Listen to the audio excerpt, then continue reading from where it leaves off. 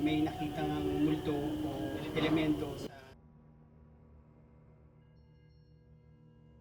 ni Harley na may nakitang multo o elemento sa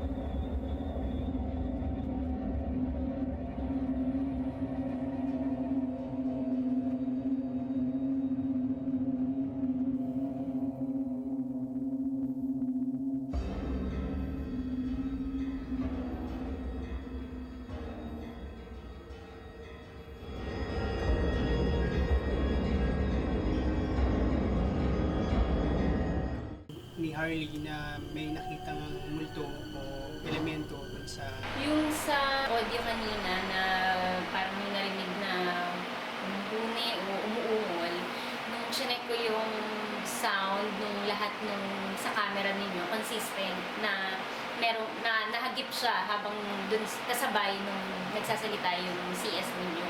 So, posible nga na nandun siya sa background. Kung tawagin nga natin yun, it's natural sound, not so.